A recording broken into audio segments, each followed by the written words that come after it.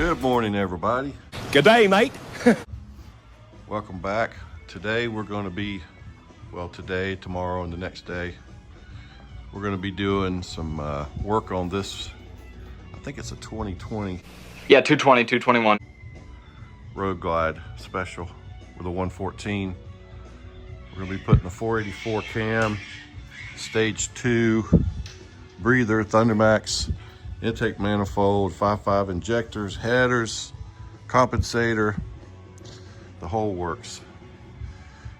So this one's gonna turn out really, really nice. It's already got the fat tire kit. So hang in there. We will show you what we're doing as we go through it. Hang tight.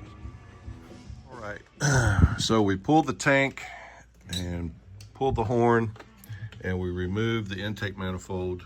We're going to replace the factory plastic with the S&S 55 millimeter aluminum manifold, along with 5.5 injectors. We also went ahead and pulled the push rods. We are going to be doing lifters front and rear. We're going to be doing a new cam and new inner bearing,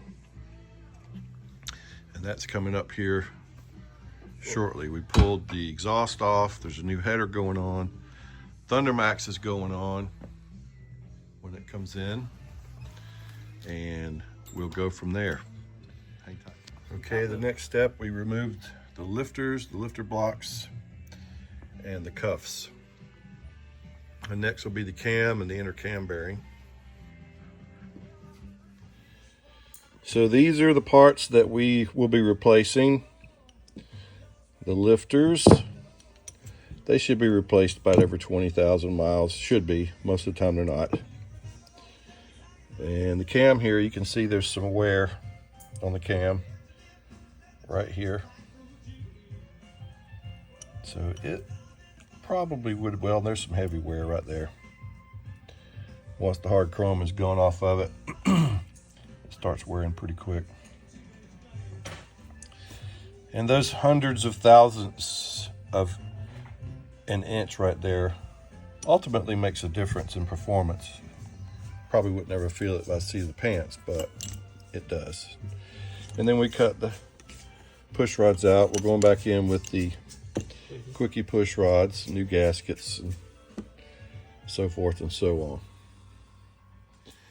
And I know many times we've covered this in past videos, but we'll cover it again. This is the factory intake manifold, and it is plastic. I did not know that. And it is prone to heat damage. Here, these two parts go and touch directly on the heads. That's what she said.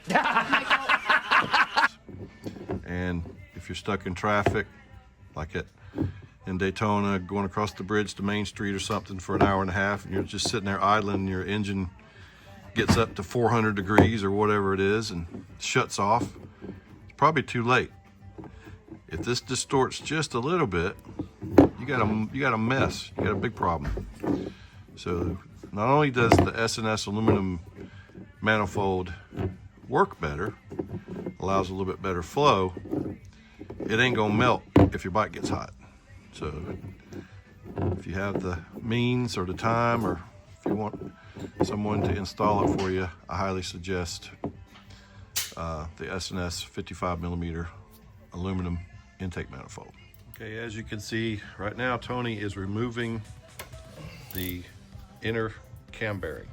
We have a special cam bearing tool, cam bearing removal tool, and he's pulling that bearing out right now.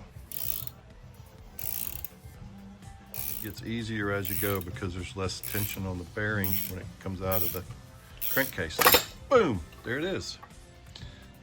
Now let's take a look and see what the factory bearing looks like on this one. There we go. All right, let's check it out. See how there's a cage in there, and then there's a roller between the cages. That's a no good. Got to get that out. Got a gap in there. Yep, we don't want that. So that will be replaced with a new one. We've also pulled the oil pump. This has the updated oil pump in it already, so there's no reason to change that unless you just want to spend the money. That pump's fine. All right, he's greasing up the new cam bearing, and it's got double the amount of rollers on it. And we have a special tool that presses that bearing in right here. So we'll show you all the rollers that's in that one. See the difference in all the rollers? Every spot in there is a roller. We're using assembly lube on that.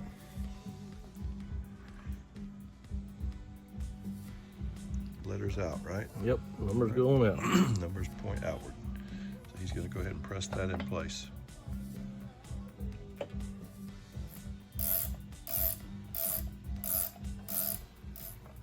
All right, that's the cam bearing press-in tool.